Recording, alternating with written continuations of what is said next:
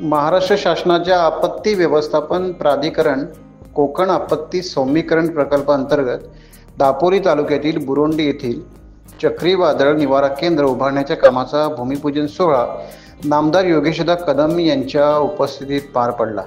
या भूमिपूजन सोहळा कार्यक्रमाला सारंग इमानदार, कार्यकारी अभियंता दापोलीचे प्रांताधिकारी विजयकुमार सूर्यवंशी, तहसीलदार अर्चना बोंबे, बुरोंडी ग्रामपंचायतीच्या सरपंच प्रीती म्हात्ले, उपसरपंच प्रदीप राणे, शिवसेना विधानसभा क्षेत्र संघटक प्रदीप सुर्वे, विधानसभा क्षेत्राध्यक्ष किशोर देसाई, माजी सभापती चंद्रकांत बैकर, दीपक खडसे, महेंद्र राणे, भगवान घाडगे, शैलेश कदम यांच्यासह बुरोंडी येथील ग्रामस्थ मोठ्या संख्येने उपस्थित होते। मला वाटतं 2021-22 साली ज्या वेळेला कोकणावरती निसर्ग चक्रीवादळ धडकलं होतं त्यावेळेस ह्या संपूर्ण समुद्रकिनाऱ्याच्या अनेक गावांमध्ये प्रचंड नुकसान झालं होतं। आजही त्या नुकसानापासून आमचे काही कुटुंब सावरण्याचा प्रयत्न करत आहेत।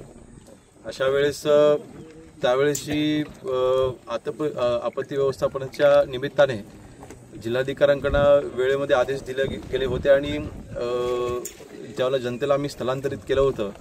त्याला काही जिल्हा परिषदच्या शाळांमध्ये, काही खाजगी घरांमध्ये, अशा विविध ठिकाणी आम्हाला त्यावेळेला स्थलांतरित करावं लागलं होतं। आणि त्यावेळेला एक गोष्ट लक्षात आली, भविष्यात जर का अशी पुन्हा परिस्थिती उद्भवली तर कुठली अशी व्यवस्था नाही की ज्या ठिकाणी आम्ही आपत्तीच्या वेळेला लोकांना आम्ही एकत्र करू शकू।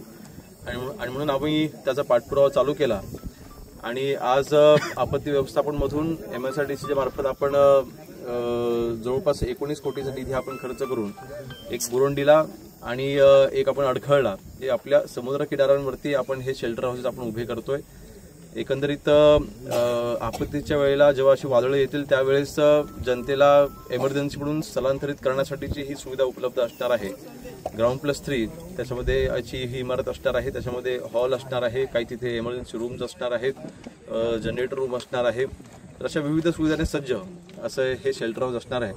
एकंदरीत भविष्याच्या दृष्टीने काळजी घेण्याकरता आपण ही सुविधा आपण इथे उपलब्ध करून दिली आणि संपूर्ण किनारपट्टीवरती आणि फक्त हे काही दापोली मतदारसंघापुरता आपण ह्याला सीमित न ठेवता कोकणामध्ये म्हणजे रायगडला, सिंधुदुर्गला, रत्नागिरीला या तिन्ही जिल्ह्यांमध्ये आपण विविध ठिकाणी अशी आपण ठिकाणे निवडून त्या ठिकाणी आपण आपत्ती व्यवस्थापनाच्या मार्फत हे शेल्टर हाऊसेस आपण हे उभे करतोय। टाइम्स डिजिटलला लाईक करा, सबस्क्राईब करा, शेअर करा आणि बेल आयकॉन दाबायला विसरू नका।